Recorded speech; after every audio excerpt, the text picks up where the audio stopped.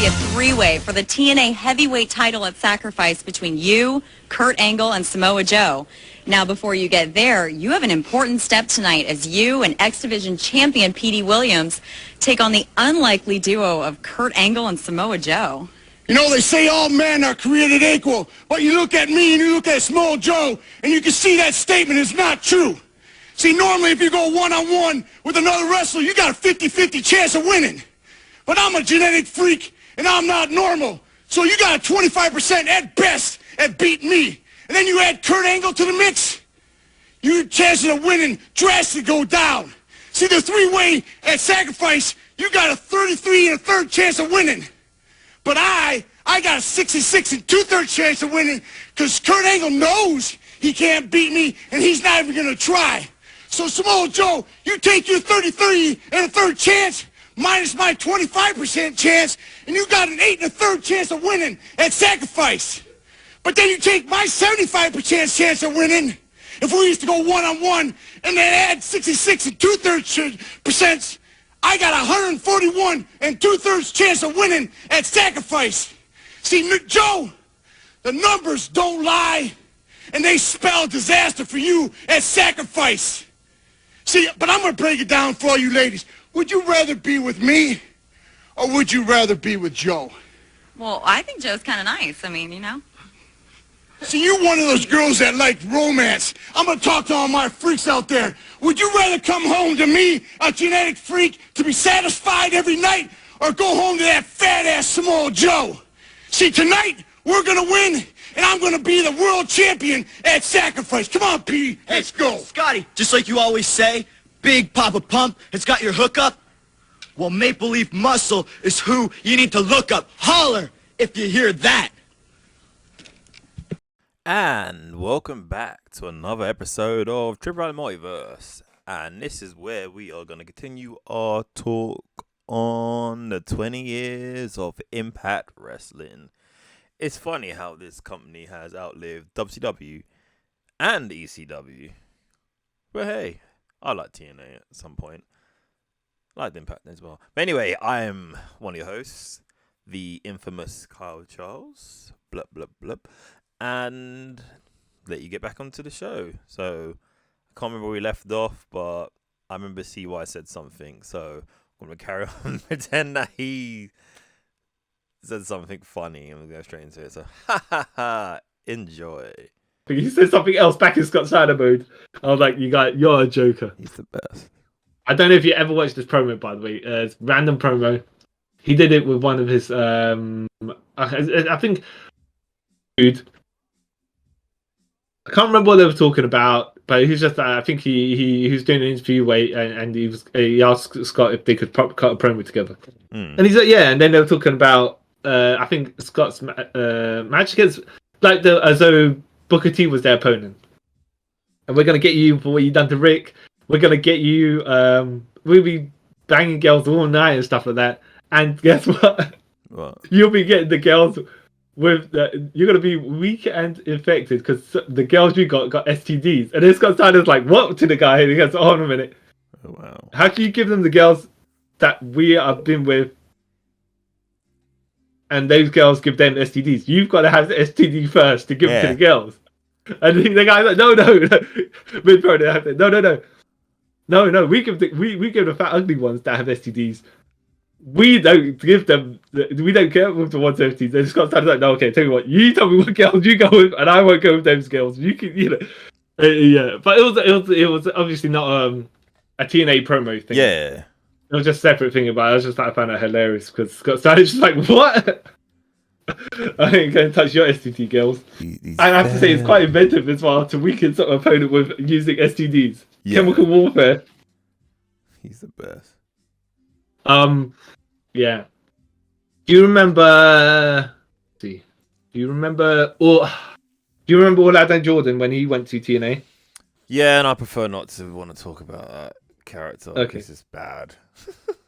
Right. Oh, so it's just terrible. Yeah. I'm just going to give the basics of it. Yeah. Not to say... Okay. So Orlando Jordan is bisexual. Yeah. Not that they played into it in his WWE gimmick, No. whatever, right? But all of a sudden, he's wrapping himself in that police tape, the yellow police tape, and just being ultra weird about it. Yeah. Like, okay, people that have to be super flamboyant. No. But they played into it as though it was something, and then I don't know what their intention was, because it didn't add any credibility to him. In fact, it just made him look like it made it like, oh yeah, he's bisexual, and bisexuals are deviants. Ooh. Yeah, like, they went too hard in it. I'm like, that's a bit too much. Yeah, he's like wiping lotion over himself, and he's wearing diapers and rubbing himself with a Samoa Joe action figure, and you're like, why?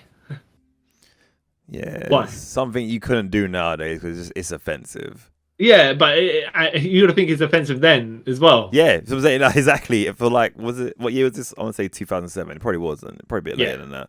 But still, even for then, that's very offensive. Yeah, it's just one of those things where you're like, all right, but what kind of heat are you trying to get? Because that's not heel heat. No.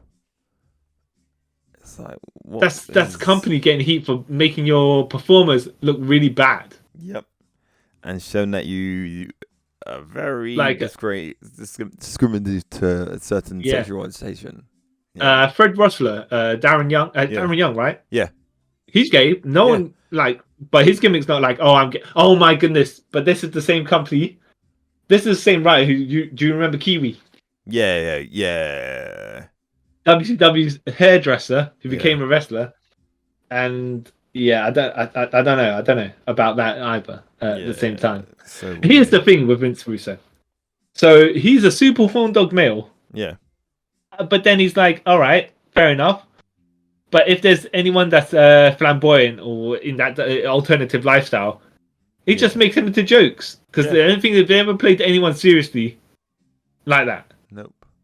And it's just like, okay, are you insecure, Vince Russo? That you have to kind of establish your dominance over... You must be to do that.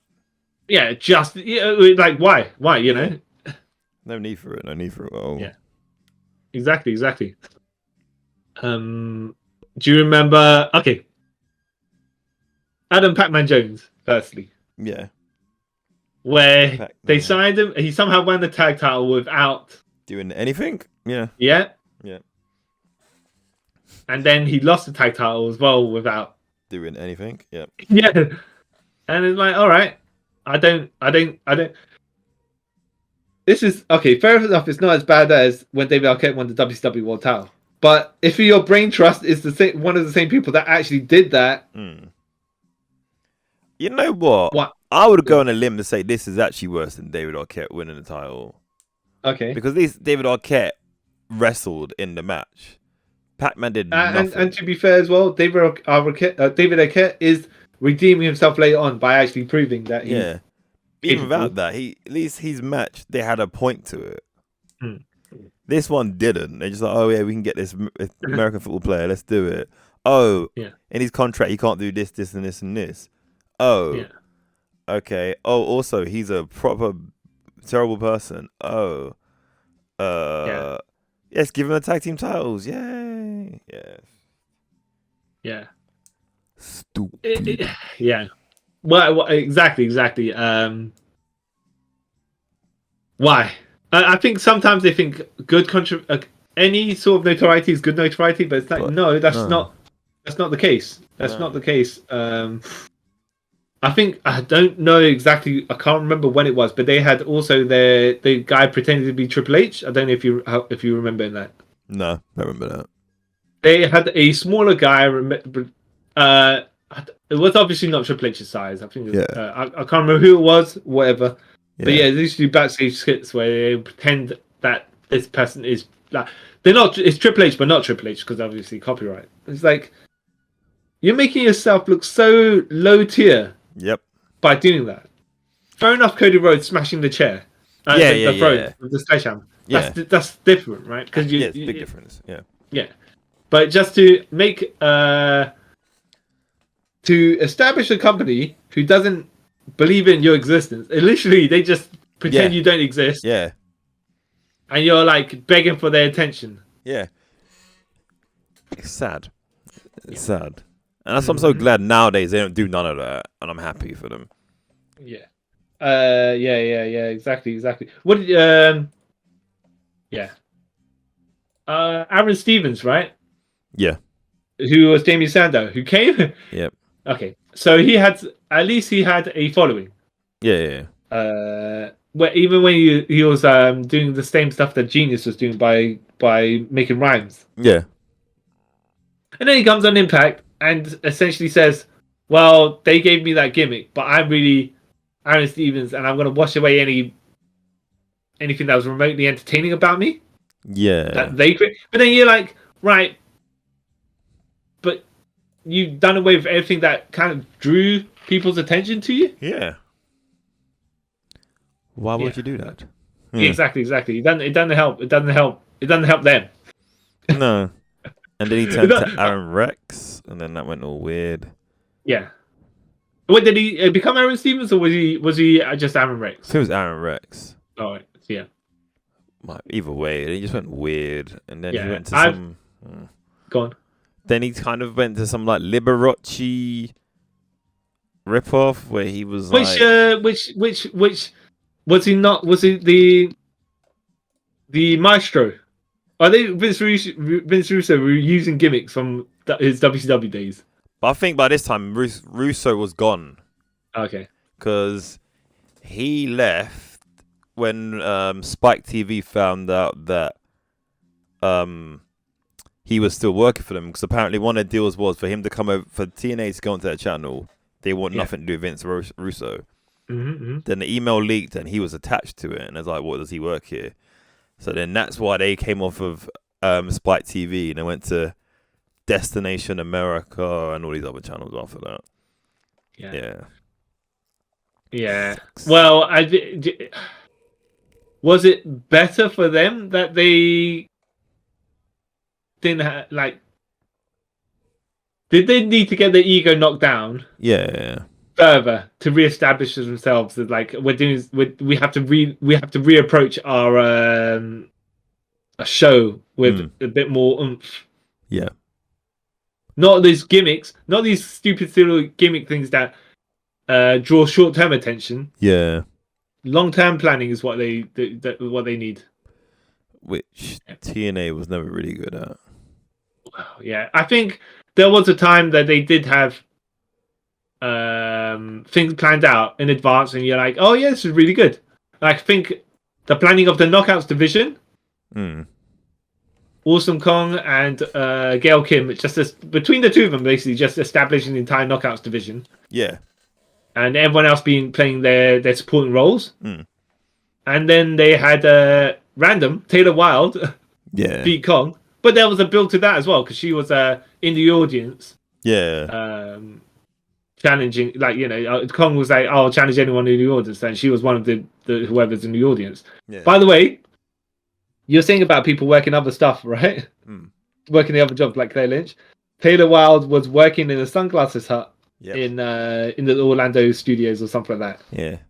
And basically she just wanted more money, so she didn't have to do two jobs. But they said no, so And apparently, I think she was getting paid more doing that than she was. Yeah, but then she started to get recognized, and people think, why would the knockout? Why would your knockout champion need two jobs? Yeah. And I don't know if she left the job because she was told to, because it makes them look bad. At the same time, she maybe she thought she made herself look bad by being the knockout champion and not being paid, and not getting enough. There's one of those things where you're like, you just assume. Yeah.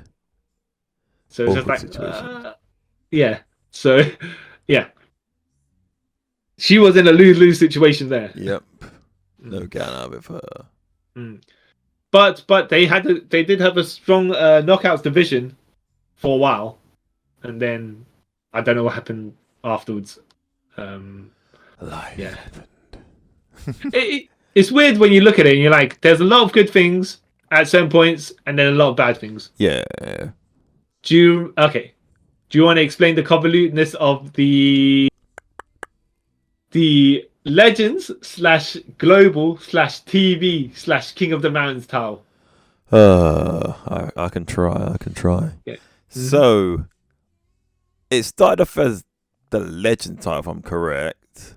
Yeah. And Booker T apparently just brought it out and said, yeah, this is the new Legend titles because us in the main event Mafia are Legends, so this is my title. So okay, that kind of makes sense. I just thought it'd be one of those weird, just he has a title thing.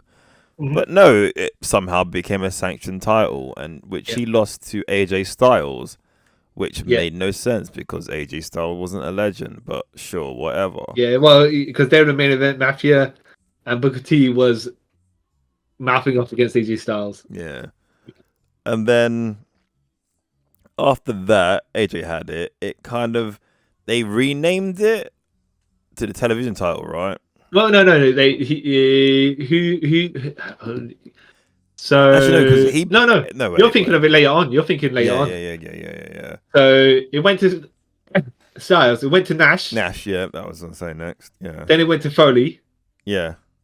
And then it went to Nash back again at one point. I don't know. No, I think Foley had it, and then he left Impact. Yeah. And with he stopped working there, and he had a title, so they kind of like pretended it was gone for a while. I can't remember the exact of it. All I know is that Eric Young got a hold of it at one point. Who was with what's this group called? Oh, was it the League of Super Friends? Something. No. You're thinking of the League of Nations, which it wasn't. I want to say the Global Initiative, but they wasn't that either. Because then they changed that title from the Legends title to the Global Championship, which kind of, not that it didn't make sense or not, but where it's ranking and the people holding it, it's not a world title. So why are you calling it a Global Championship? Unless you're saying it's defended in particular parts of the world for particular reasons. If you're going to say, I'm going to go to Japan and defend it against a Japanese person, we'll go to UK to defend it and defend it against a Brit or something like that. Yeah. Yeah. Fair enough. Yeah. Or in America, you land of opportunity, all you international superstars, you come and challenge me. Yeah. But that's not what the case was. No. So then he had it for a bit. Did he lose it to anyone? Rob Terry. Yeah, was it Rob Terry? Yeah. And then Rob Terry. No. Eric Young, he won the championship, turned into the global champion, and then he said he would not defend it against American wrestlers or in American soil. Yeah, and then that's when he lost it to Rob Terry because he's Welsh. Yeah. Yeah. And then he had it for a bit. Yeah. Which Rob Terry? How do you describe Rob Terry? He is the greatest wrestler of all time. He's not. Yes. He is what we call in the bodybuilding industry all natural, quote unquote. Yes. Quote unquote, he's all natural. He's never touched any performance enhancing drugs in his life. I don't actually know if that's true. But yeah, he became champ. The only performance enhancers he's had is protein shakes. Yes. That you inject into your veins. But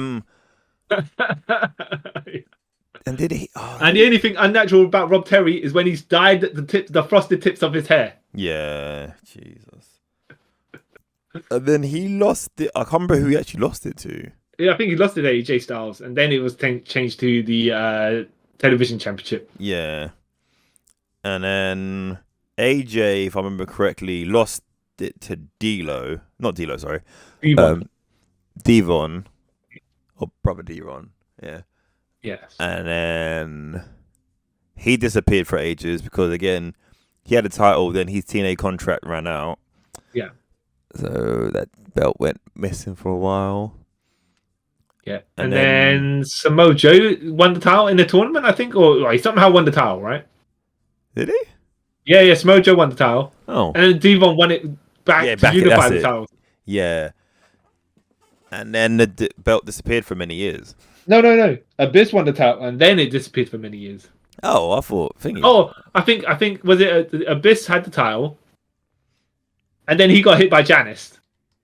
And then he disappeared, and then the title, after a while, was inactive. Yeah, I don't know how long TNA being TNA. It could have been with Abyss being inactive, quote unquote, to sell the injuries for over a year. Even I think when Abyss came back, he just didn't come back with the title. Yeah, like, oh, okay. Still listed as champion, maybe? I don't know.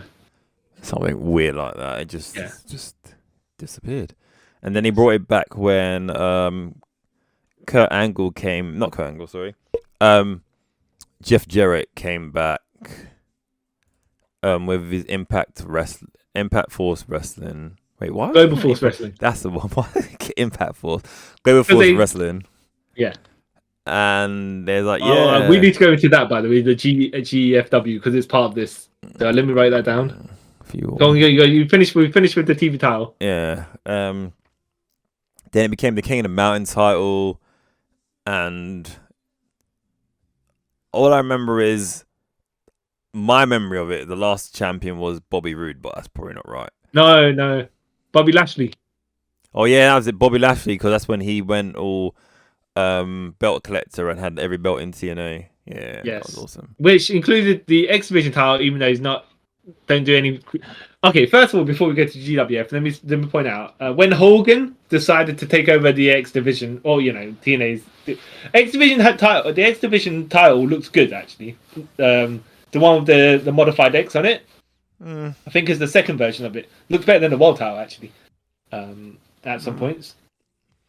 Yeah. Okay, all right. It looked unfinished to me. But... Okay. But then when Hogan decided to take over, it's like basically the 1998 Oval Intercontinental title. That's what the X Division title ended up looking like. Yeah. With instead of red, it was blue. Yep. Or green. Yeah. And it's just like, okay, so you made the Intercontinental title and you just slapped an X on top of it. Yep. And you make people, you want people to believe this is a legit, your organization is legit. Come on. Yeah, it was. Ish. But yeah, Global Force Wrestling. So Global Force Wrestling, I never watched it during this period, but I think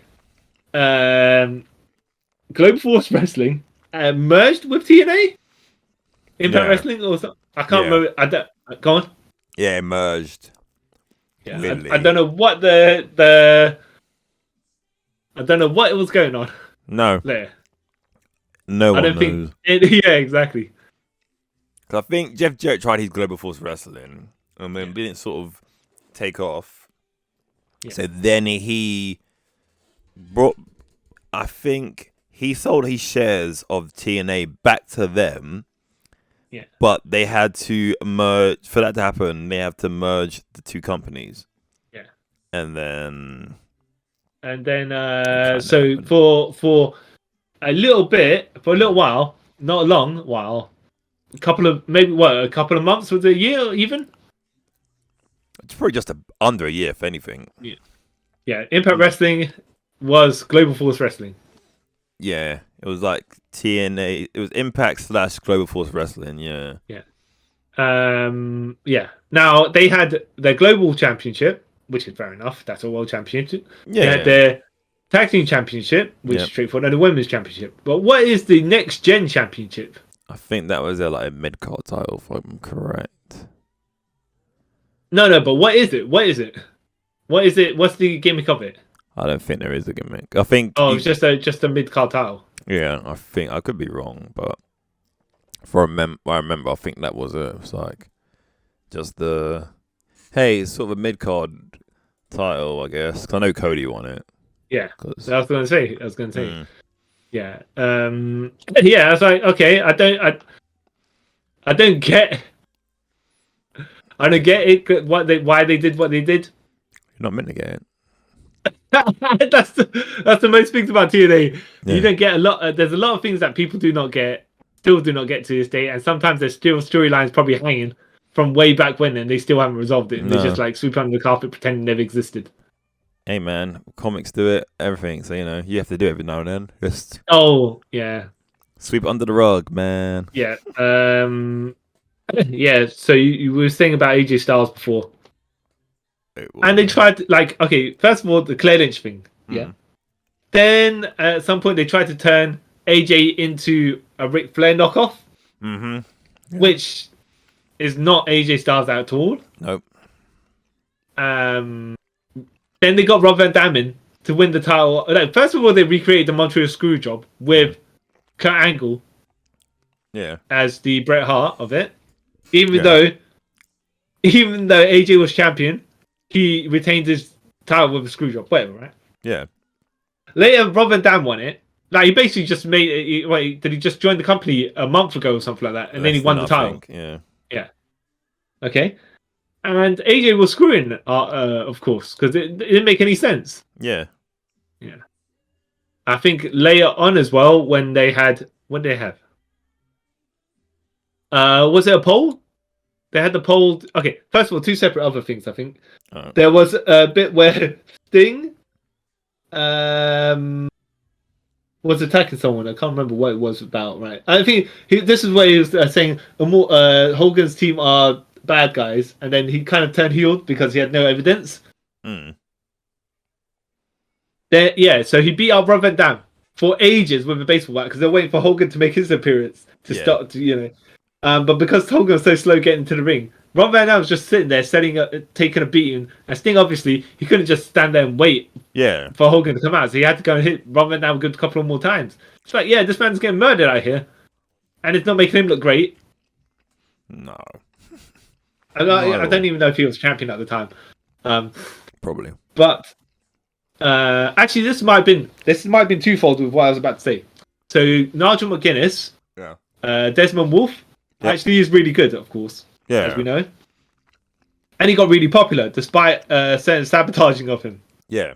So on the TNA poll votes, they're like, vote for your favorite whoever, and whoever gets the most shots, the most votes will get a title shot. Something like that. They're running like a certain kind of interactive poll. Yeah.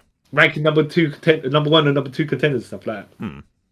So then Desmond Wolfe had far and away the most votes, and people the TNA, obviously Bischoff and Hogan, like, well, Sting there and Jeff Jarrett there, Jeff Hardy there. Why didn't people vote them? It must be sabotage. It must be, right? Yeah.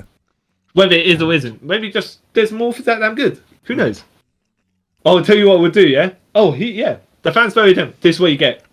He'll go out there. He'll have his match, a 3-minute match, by the way, that he's going to get defeated in. Yeah. And like, all right, so you give the people what they want, and then you just sabotage them at the next turn. And I think after this match is where Sting then attacked Rob Van Dam.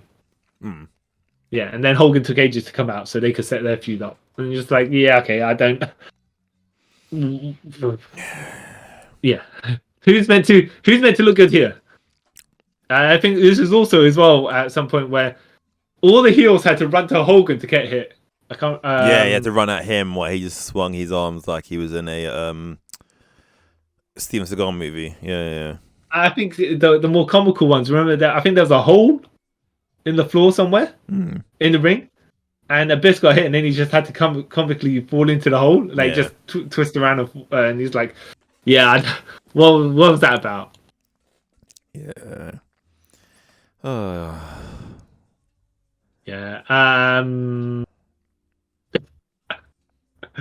TNA, what can you say? I mean, look, the thing is, I think this company is known for more of the bad stuff than the good stuff. Yeah, which is quite bad. Yeah. And even though they managed to survive, even nowadays, many a year later,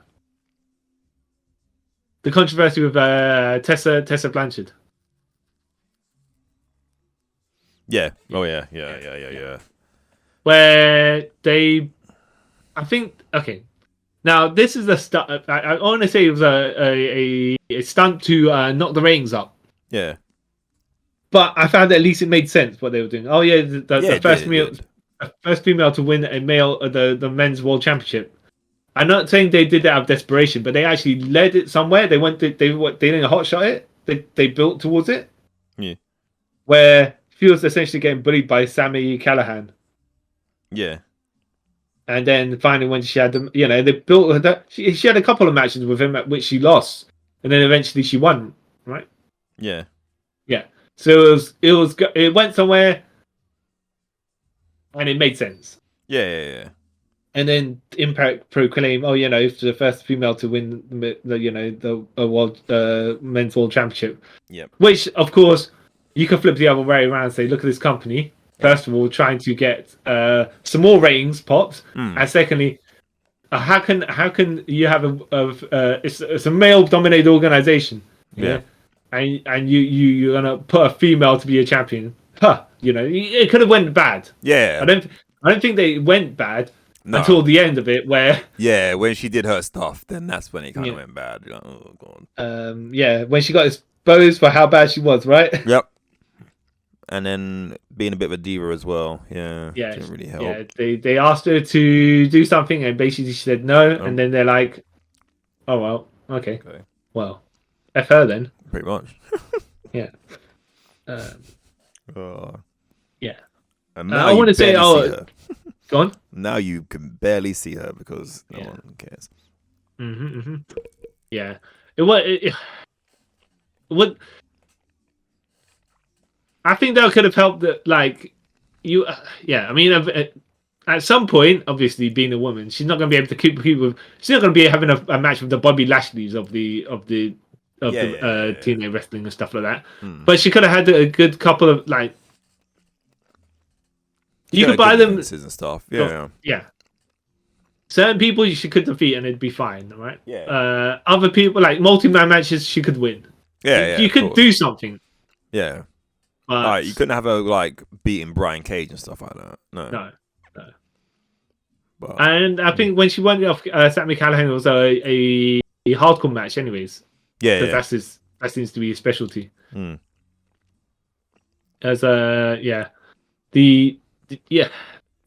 it never came across to me as a gimmick to pop the rank sort of thing, which most of TNA things seem to be. Because the story it did, it felt like it could have been legit. Yeah. But yeah. Hey. What's the other stuff? So in WWE adjusted chair shots to the heads where you couldn't directly, even though depending on who it is, sometimes you would accidentally quote unquote hit something. But TNA is like, oh no, we hit people full force in the head with chair shots. Don't boast about it. No. There's a reason why the other companies are saying no, we don't do this anymore. Yeah, because there's proof that bad things do happen. Yeah, and it's not like, for example, ECW did, but because they were portrayed as hardcore. Yeah. Even though when Lance Storm did the light head chair shots, he got booed, and Hogan just basically taps people. Hogan taps people on the head with the chairs. Yeah, and he gets cheered. But yeah. Well, no, but he's okay. So Hogan does it. People swing chairs out of people's heads, right? Yeah. Which is gnarly when you think about it now. Yeah. And I think, who was it? Jerry Lynn was having an interview with someone, and they basically said, "Oh yeah, you need to hit me twice with the chair because I don't think my character can go down with one headshot." Like, that doesn't make any sense. And then people asked him, "Is it Abyss?" I bet it was Abyss. And he was like, "No, it was not Abyss." But I'm not going to tell you who it was. It was Abyss. But yeah. Wow. No, he said it wasn't Abyss. But, and so Hogan would hold the chair and then he'd run towards a person. Yeah. Which it's safe in a way, but at least not like he's gently tapping them with the chair. You run into them with the chair. Fair enough. Yeah. You make it clang. They put a hand. There's something to be said about the way that's delivered that can make it look legit. Yeah, and it's safer. Rather than swinging like The Rock. Yeah. Who has been? Yeah, Ken Shamrock told him to swing it in his head like that, and I'm like, oh. Even then. Yeah. Why would you still? Yeah. There's you were saying Mick Foley earlier. Yeah. So Mick Foley had the King of the Mountain title match with I can't remember who it was, but 5 other people. Yeah. And he was a champion at the time. So what he did, he during the middle of the match, he decided I'm gonna have a little. He went to the commentary desk and sat down and said, "Yeah, here guys, I'm just gonna have a little rest-a-rooney here with you guys." Yeah. So you're taking a break in the middle of your match for your title. Yeah. Wow. Fair enough. He's Mick Foley. Fair enough. Yeah. It is kind of comedic as well. Yeah. So yeah, but at the same time, it's one of those where you're like, were you just a little bit unfit, or you're not bothered too much? What's the other side of the equation going on here? Yeah. Yeah. Just I mean, it was funny, but at the same time, takes you out of it. Yeah. Yeah. Why is he not taking like his world title match a bit more serious than this? Yeah.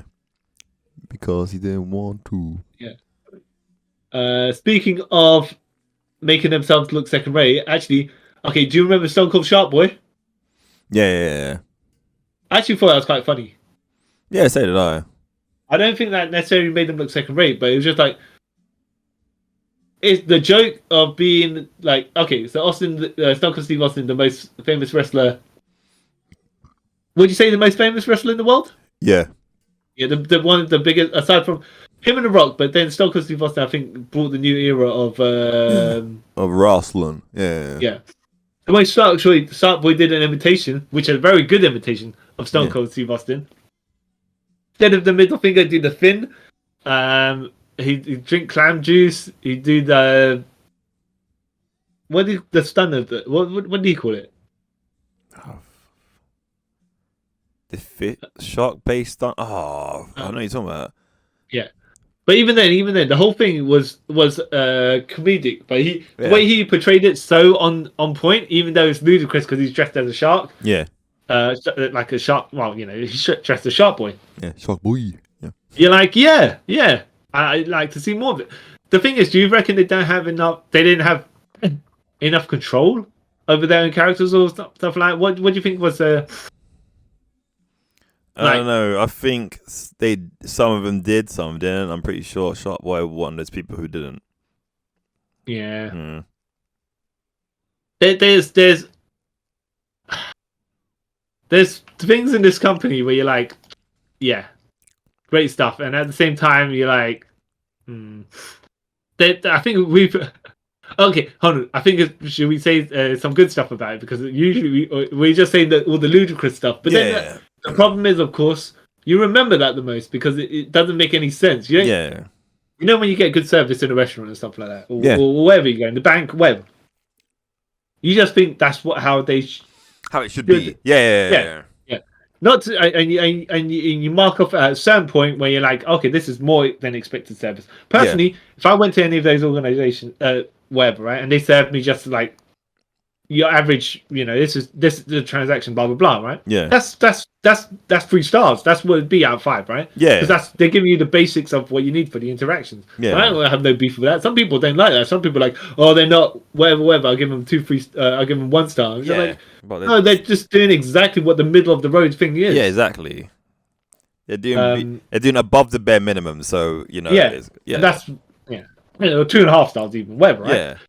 Yeah. But when they do exceptional service, that's when you're like, oh yeah, this is somewhere, this is actually they're really bothered.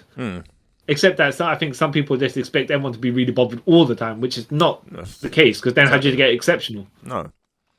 So if you're telling me that average service is 1 star, then what's below 1 star? -5. But yeah. Exactly. But that's the stuff you because you expect a certain average. You remember the stuff that is really bad, and all the good stuff. It kind of gets pulled by the wayside.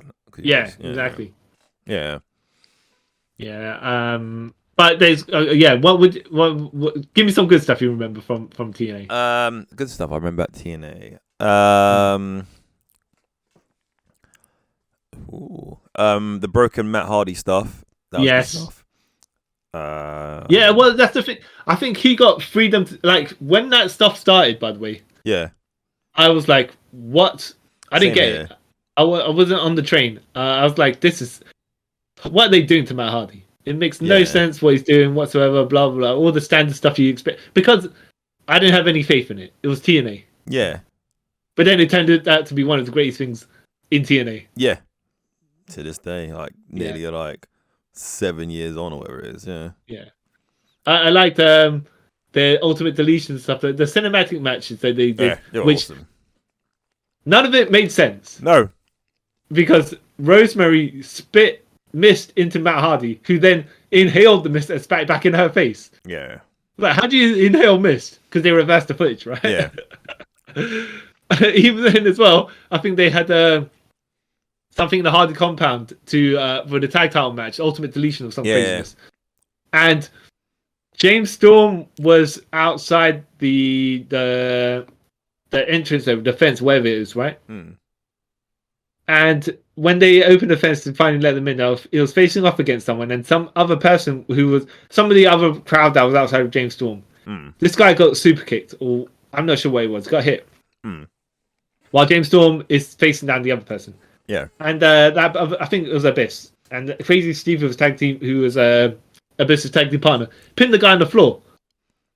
And then the referee counted the pin and then told James Storm, you gotta leave now. Your tag team partner got pinned. He's like, no, I'm not with that guy. Oh, who's that guy? What are you talking about? Which I found hilarious, right?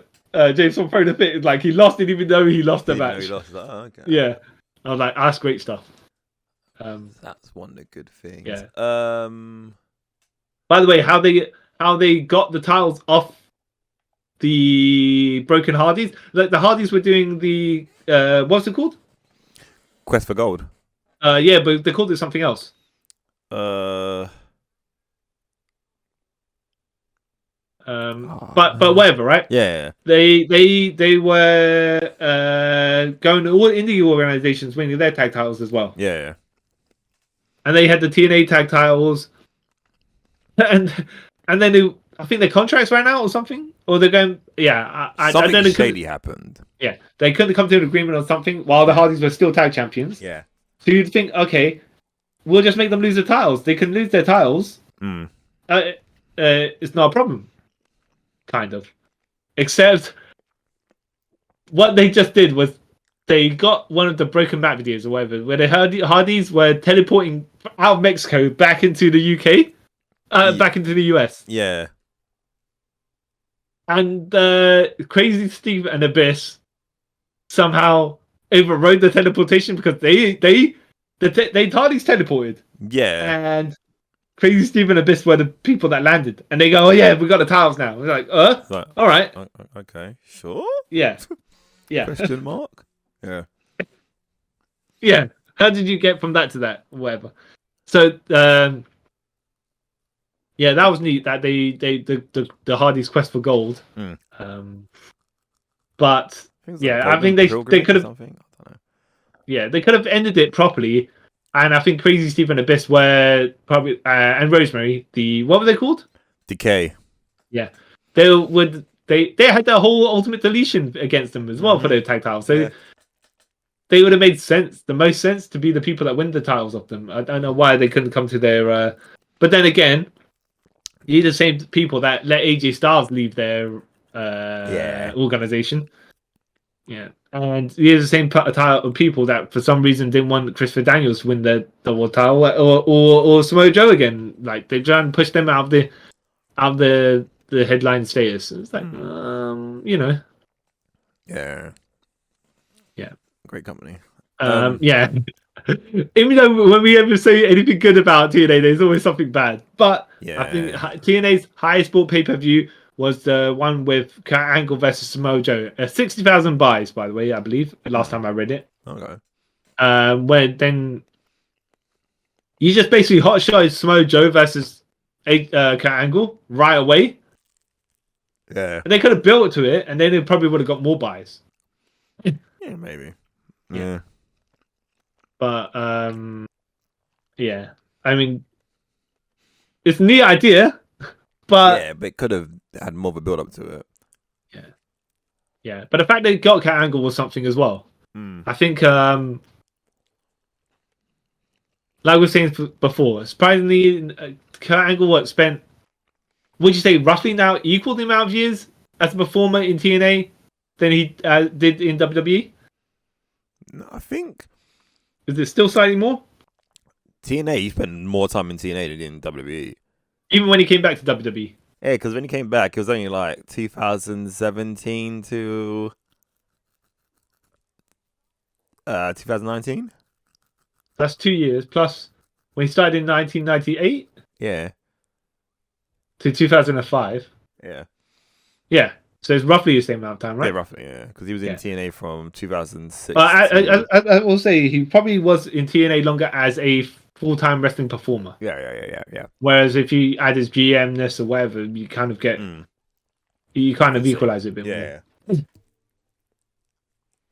Yeah. Yeah. I just think this company had... What do you think of the main event Mafia, by the way?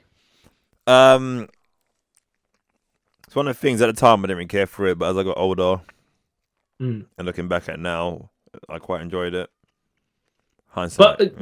But I think the slight issue is essentially everyone from another organization. Fair enough, they're main event Mafia, by the way, and fair enough they've got credibility as well. But what you're saying is these people won all the titles at one point in your organization, and they're not from your organization. Yeah. So are you saying that outsiders are better than your current company people? Yes.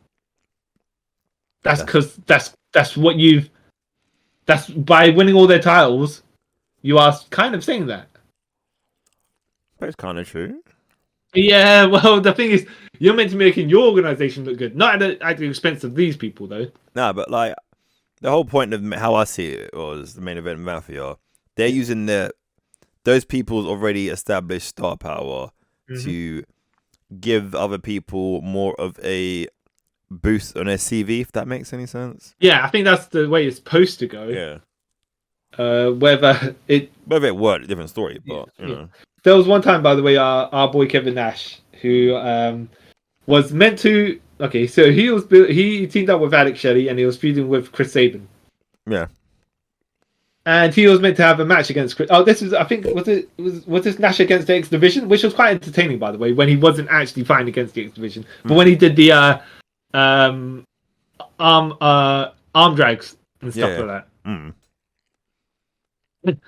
But he was meant to have a payoff match against Chris Sabin, and I think he was meant to lose that.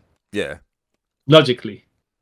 Okay. Because that's where the storyline was going. Yeah. Except that Nash then suddenly had an injury, and he couldn't compete. So Alex Shelley then competed for him because of the paparazzi. Yeah. Weapons. And in the middle of the match, like Nash is coming out in a neck brace and a leg cast in a wheelchair, and he's like, "Yeah, I can't compete because blah blah blah," right? Yeah. And then he gets up off the wheelchair to slide the chair in the match to help Alex Shelley, and then sits back down. It's like, oh, so you just didn't want to take the loss? That's what it looks like to me. I think he was legit injured, though. It wasn't to do with his leg.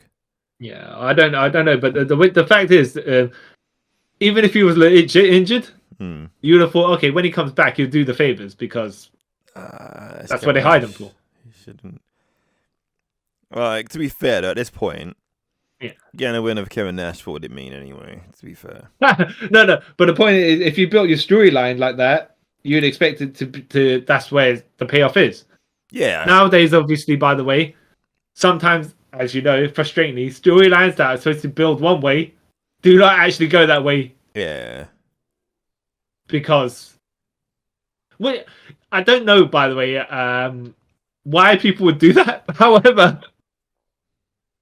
I think TNA is probably the most notorious for doing it. Yes, they are. Where you have storylines that don't pay off. I mean, that's what got WCW killed, right? Yes. Yeah. But because everyone knew at this point Kevin Nash is half the man he used to be. And all the man I'm not. But whatever. But you know what I mean? Like, and he has half the brain that you do. Yes, that's the one. Oh, I gotta say it incorrectly. Yes. But I thought I did like, by the way, they Impact they used to do the World X Cup as well. They used to get international talent, which I didn't know anything about at the time. I didn't know some of the Mexican people or the Japanese people. Yeah. But they told like Mike Tenay would fill you in on stuff. Yeah. And even if some of the stuff he didn't fill you in, you could see by the way the athletes were in the ring. Yeah. They can just get over by ring work and crowd interactions and stuff like that. They don't need to speak English to do it. No. Like I I'm kind of sad that they don't do the World X Cup stuff anymore. Because you used to have like the UK teams, Canadian teams, Team America, or Team TNA, whatever you want to call it. Japan, Mexico, international team, because they had Team Russia or something. I know they didn't have Team Russia, but they had, a team of internationals. Yeah, like Team Europe or whatever. Yeah. And so, like, World X Cup, it's cool, because not all the time would Team TNA win it. No. Yeah. So, though being Vince Russo, like, why people pay attention to people other than Americans, I'm like, that's... It's kind of true. I'm joking. Do you like what they do kind of now currently, where they do what's it called, Multiverse United or something like that? What's it called? Multiverse. I think he's at Multiverse United, something like that. Yeah. So they used to have their partnership with New Japan, which because of how they treated Okada went downhill, but then TNA Impact Wrestling mended their friendship with New Japan. Yeah, only recently. Yeah. And then they do multiverse of matches where they combine with New Japan Wrestling to but then I think they see TNA's multiverse of matches, the pay-per-view event. It's got international channels as well, because it's not just New Japan, right? You have Mexican and whatnot as well. But we only point out New Japan because New Japan seems to be flipping and sliding their relationships with all sorts of organizations. Yeah. They're like, we're on foreign soil, so it doesn't make a difference to us. Well, we could go with AEW as well. We go teams with AAA, Yeah. All good. I do like it, by the way. Which is okay. What I do like, what brought me back to Impact Wrestling was Kenny Omega in AEW winning their title. Yeah. Well, feuding with them. Yeah. Which is kind of a bit weird when you think about it, because you're like, another organization bring me back to this organization. But that's like AJ Styles brought me, I'll say back. I only knew a tiny bit about New Japan, but he's the one who brought me to New Japan. Yes. So kind of makes weird sense. Yeah. But now AEW obviously does the forbidden door because they're interacting with New Japan as well. Yeah. But what is funny is how there's New Japan Strong, which is their American show.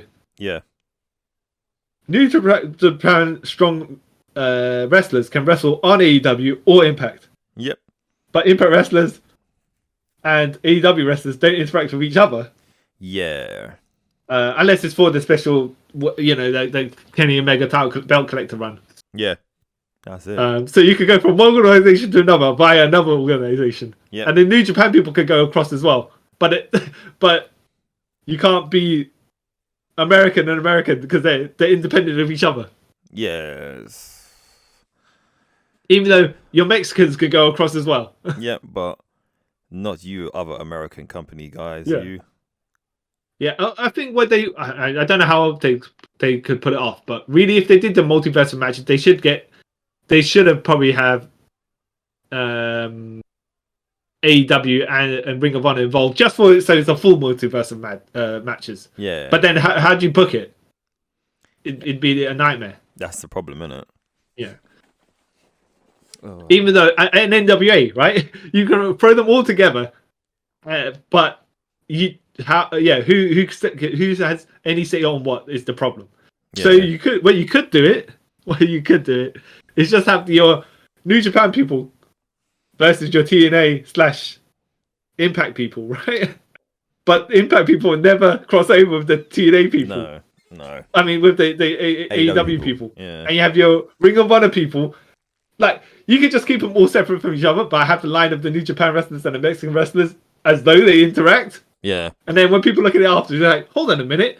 They hoodwinked us. They hoodwinked us good. They got me good, man. Yeah. Yeah. Yeah. But yeah, I think it's good for TNA to do. What did you think, by the way, of Kenny Omega's belt collector run? I think it was pretty cool. It was something that's never really happened in my lifetime, so I did enjoy it. And I don't think Rich Swann, who was the Impact World Champion at the time, I don't think he looked bad against Kenny Omega. No, I didn't. I just thought Rich Swann wasn't on Kenny Omega's level to begin with, anyways. Yeah. So, yeah. But the match they had didn't make Rich Swann look bad. No. I think he got knocked or concussed or something like that towards the end of the match because Kenny Omega just kept on throwing knees at him. Yeah, I think he did, yeah. Not because he kept on throwing knees at him, but because it was like Rich Swann's interactions suddenly kind of went a bit sloppier. Yeah. And Kenny couldn't cooperate with him in those moves that need assisting. So he just ended up throwing loads of knees at him because he knew how to safely throw knees. Yeah. Yeah. What did you think of Christian Cage, an AEW talent, winning of Kenny Omega at the Impact World Title, headlining an AEW Rampage, the first one, I believe, right? Yeah. Yeah, it was, yeah. Yeah, what did you think of that? That's a bit. I want to say it was off key, but then it's like, okay, all right. It's kind of off key, but on brand for TNA.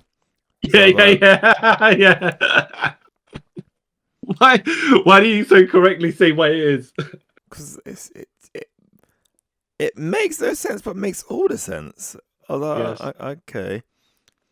And then Christian, I liked it, but it was kind of weird that Christian was the one to beat Kenny.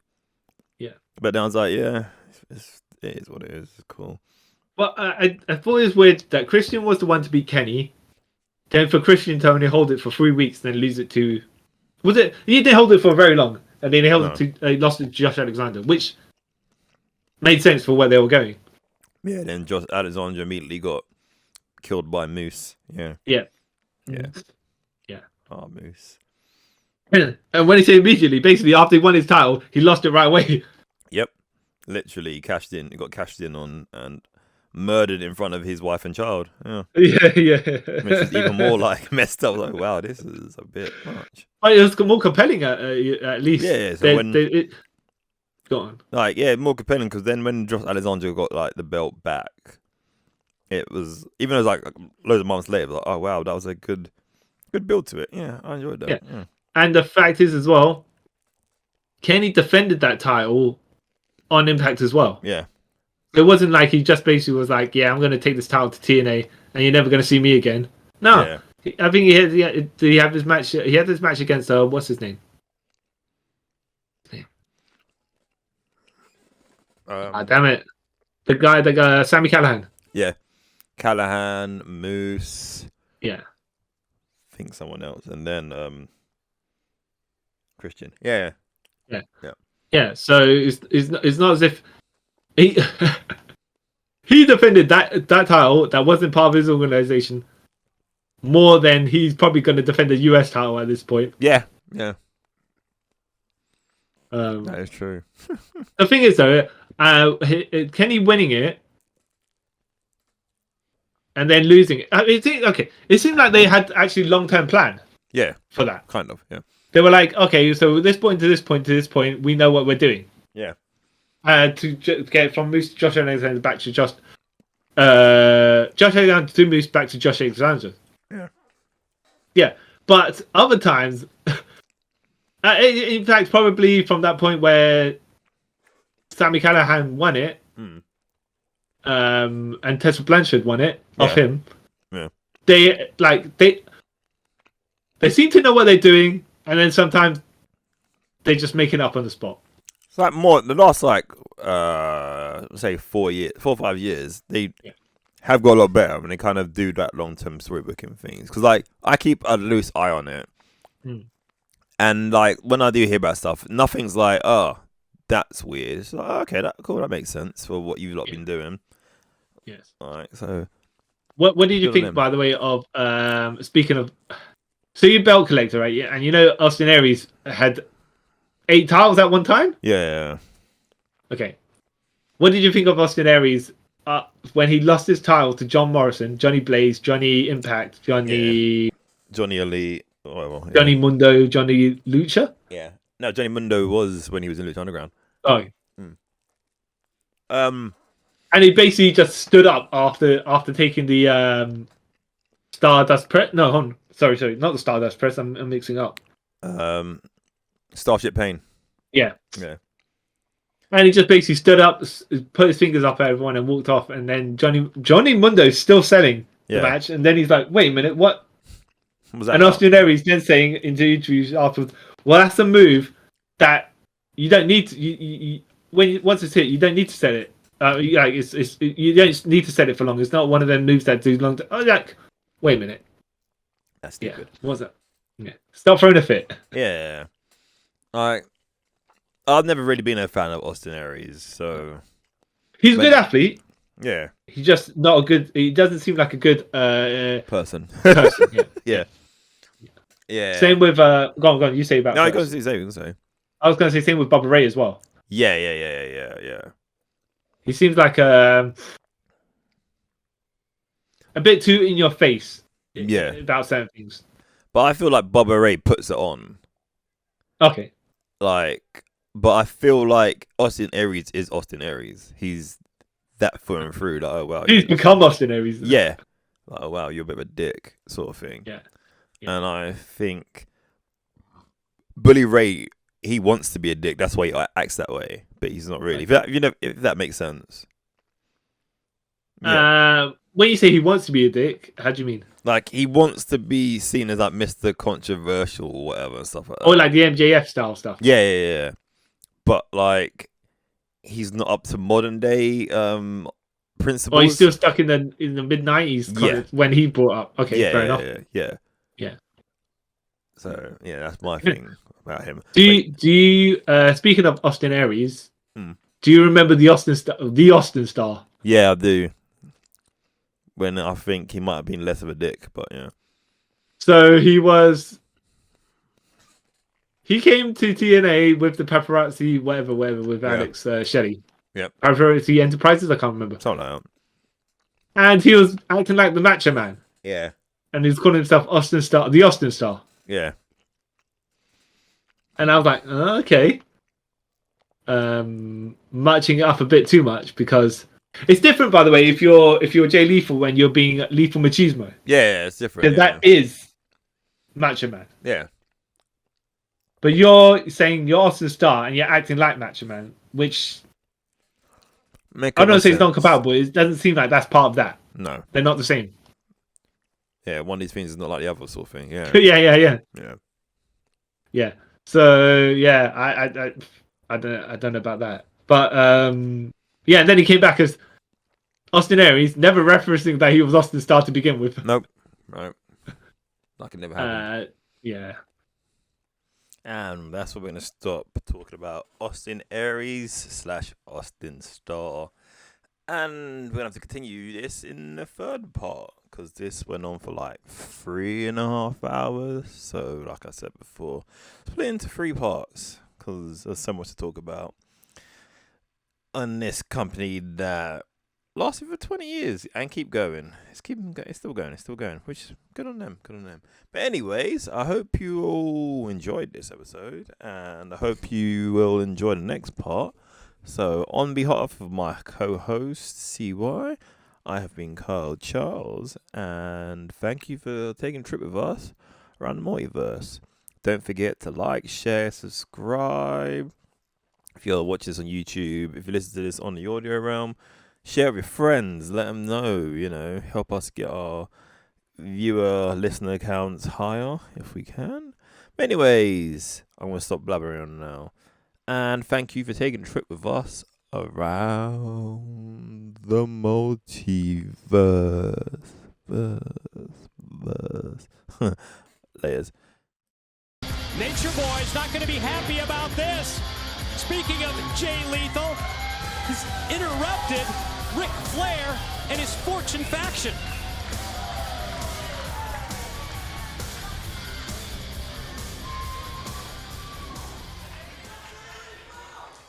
Woo! I had the privilege to be on the road up and down late nights, parties, kissing the girls, and making them cry. With the Horsemen, you guys, as far as I'm concerned, are no horsemen. That is disrespectful to me and this wrestling business.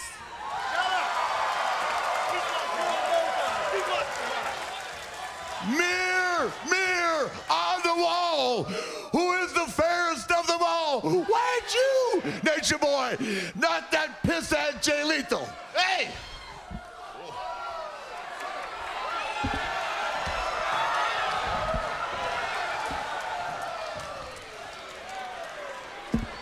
That's right. Whoop. Come on, Duck brothers. tail. Let's see what you got. Let's see your Rolex. Let's see what you got. Come on. Throw all your clothes away, Rick. Come on. Let's see what you got. You want to see something? Yeah. Let me show you something. I want to see it. My Flair's got one shoe on, You by the way. want to see it? Yeah. You want to see it? Yeah. Watch this.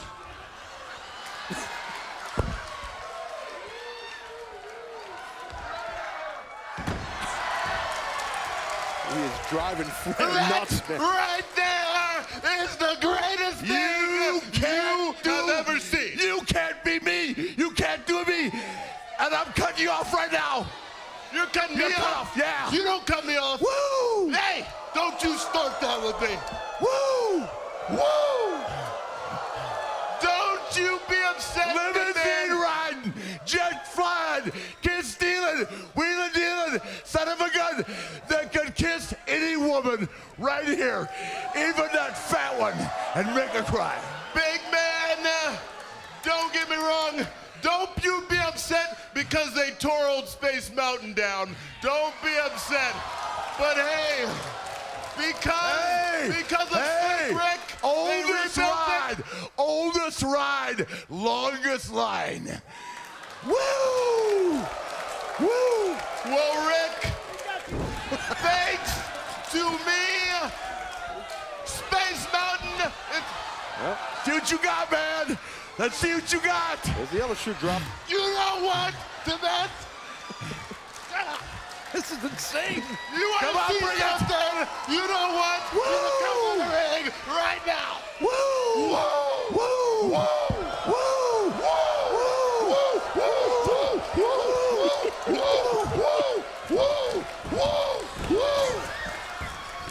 Woo! Woo!